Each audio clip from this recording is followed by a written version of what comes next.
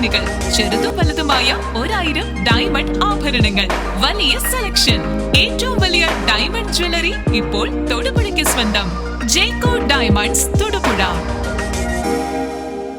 പുന്നേക്കാട് ജനവാസ മേഖലയിൽ കാട്ടാനക്കൂട്ടം ഇറങ്ങി വ്യാപകമായി കൃഷി നശിപ്പിച്ചു. ഒറവലക്കുടിയിൽ പോൾ മാത്യുവിന്റെ കൃഷിയിടത്തിലാണ് കാട്ടാനക്കൂട്ടം ഇറങ്ങി കൃഷി നശിപ്പിച്ചത്. പുന്നേക്കാട് ജനവാസ മേഖലയിൽ കാട്ടാനക്കൂട്ടം ഇറങ്ങി വ്യാപകമായി കൃഷി നശിപ്പിച്ചു. കീരമ്പാറ പഞ്ചായത്തിലെ ചേലമല ഭാഗത്ത് ഒരാഴ്ചയായി എല്ലാ ദിവസവും ആനകൾ രാത്രി എത്തുന്നുണ്ട്. ഒറവലക്കുടിയിൽ പോൾ മാത്യുവിന്റെ കൃഷിയിടത്തിൽ ഇറങ്ങിയ കാട്ടാനകൾ കൃഷി നശിപ്പിച്ചതിനു ശേഷം ഇന്ന് പുലർച്ചെയാണ് കാട്ടിലേക്ക് മടങ്ങിയത്. 3 ആനകളാണ് സ്ഥിരമായി എത്തുന്നത്. 1 മാസം മുൻപ് ഈ ആനകളെ വനപാലകരുടെ നേതൃത്വത്തിൽ ഈ പ്രദേശത്ത് നിന്ന് തുരത്തിയിരുന്നു.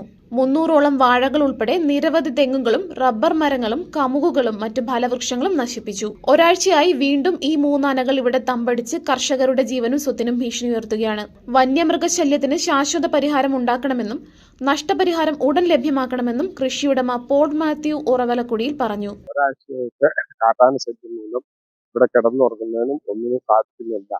എന്റെ വാഴ ഏകദേശം ഒരു 300 വാഴയും 3-4 തെങ്ങ്, അടയ്ക്കാമരം, റബ്ബർ എന്നിവ കൂടുതൽ നശിപ്പിച്ചിട്ടുണ്ട്. കൊണ്ടൽ കൃഷികളും ചെയ്തു വരുന്നതാണ്.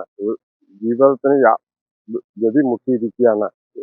സമക്ഷത്തിന് എല്ലാവിധ നാശനഷ്ടങ്ങളും വന്നുകൊണ്ടിരിക്കുകയാണ്. എന്ത് ചെയ്യണമെന്ന് അറിയാതെ ഭീതിജനകമായിട്ട് ഫെൻസിങ് ഇടാൻ ഇടയ വന്നു. ആ ഫെൻസിങ് തകർത്താണ് ആനകൾ ഇതിനകത്ത് കയറി നശിപ്പിച്ചുകൊണ്ടിരിക്കുന്ന.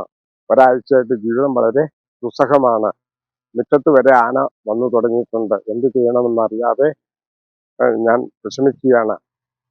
എനിക്കുള്ള നാശനഷ്ടങ്ങൾക്ക് ബഹുമാനപ്പെട്ട സർക്കാരിൽ നിന്ന് എന്തെങ്കിലും സഹായ സഹകരണങ്ങൾ തരണമെന്ന് അഭ്യർത്ഥിക്കുന്നു. വീടിന്റെ മുറ്റത്ത് വരെ എത്തുന്ന ആനകൾ മനുഷ്യജീവന് ഭീഷണിയായിട്ടും അധികൃതർ നടപടി സ്വീകരിക്കുന്നില്ലെന്ന് കർഷകർക്ക് പരാതിയുണ്ട്. News desk, Muvattupuzha news.